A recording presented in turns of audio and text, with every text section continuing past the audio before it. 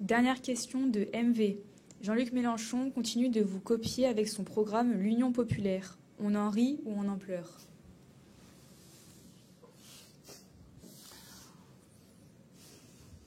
On a rigolé, hein, nous, à l'intérieur de l'UPR. Enfin, le petit cercle, hein, on n'est pas nombreux. Hein. Je rappelle quand même qu'on est 3 salariés et 3 personnes sous contrat. Pour faire tourner un mouvement comme le nôtre, c'est vraiment très peu. Oui, écoutez, c'est la vérité. La vérité, c'est que M. Mélenchon, d'un seul coup maintenant, lance un truc qui s'appelle l'Union populaire. Quasiment avec d'ailleurs la même police que nous. Enfin, c'est quand même incroyable. On a des adhérents qui ont signalé que les portraits de Mme Le Pen et de M. Bardet, là, en région Île-de-France, ils avaient mis derrière un bleu-vert qui est le nôtre. Alors, il paraît que c'est une couleur à la mode, très bien, enfin quand même. Quand même. Il y a une liste qui s'appelle Provence Unie. Là, ils ont pris le rameau d'olivier comme logo.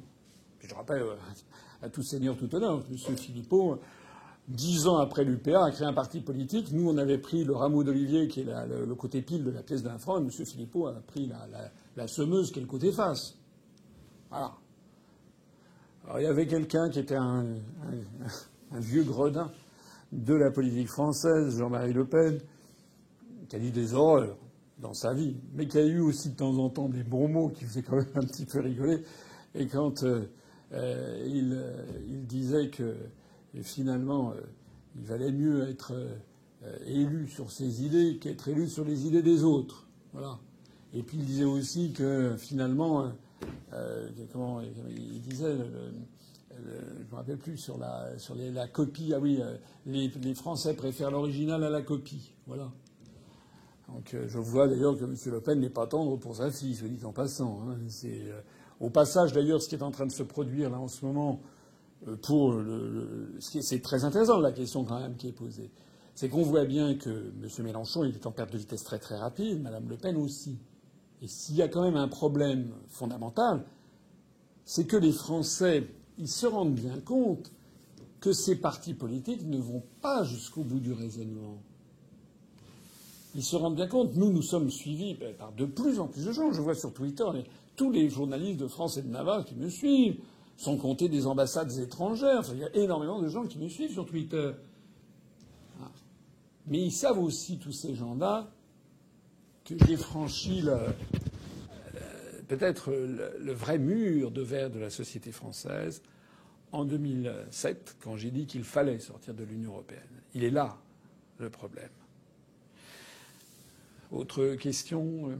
Non, il n'y a plus de questions. Bon, merci beaucoup. C'est déjà long. Excusez-moi d'avoir fait des dégagements un petit peu longs, mais ça, ce sont des sujets graves. J'espère en tout cas que vous êtes convaincus que je suis de bonne volonté. Ça fait quand même 14 ans que je fais ça. Je fais ça. Je fais pas ça pour moi. Si je faisais ça pour moi, je ne ferais pas ça. Tout simplement. Parce que j'ai avalé maintenant tellement de couleuvres, c'est même plus un muséum d'histoire naturelle que je pourrais ouvrir. Je sais pas, c'est une galerie de l'évolution. Tellement j'ai avalé de couleuvres depuis 14 ans. Bon. Et si je continue, malgré tout ça, malgré tout ce que j'endure, y compris les attaques les plus ignominieuses, y compris les pots de banane les plus terribles, y compris les phénomènes de division, etc., c'est parce que je sais aussi que parmi vous, il y a un certain nombre de gens qui ont confiance en moi, ils ont raison d'avoir confiance, qui placent de façon parfois très touchante toute leur confiance dans l'avenir de l'UPR. Et donc rien que vis-à-vis de ces personnes, je me dis, je peux pas là, partir au milieu comme ça.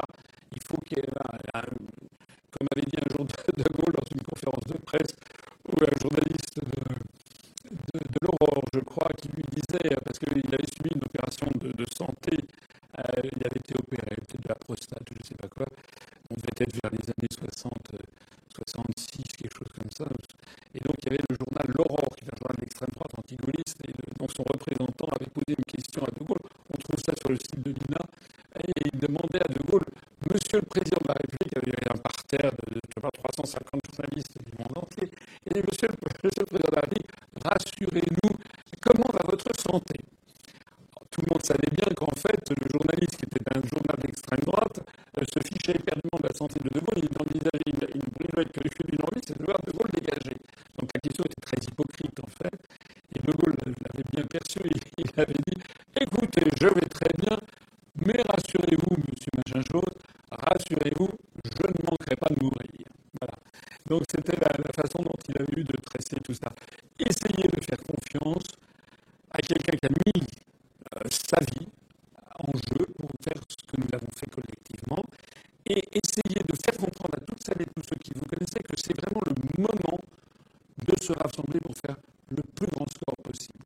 Et puis j'ajoute, comme nous allons aller vers les élections présidentielles et législatives, et comme on ne vit pas que d'amour de l'eau fraîche, il y a des échéances à payer, etc., je vous le demande, adhérez à notre mouvement, versez des cotisations et faites diffuser au maximum nos vidéos, puisque nous sommes sûrs d'une chose, c'est que tous les médias, pour l'instant encore, refuseront de le faire. Merci à toutes et à tous.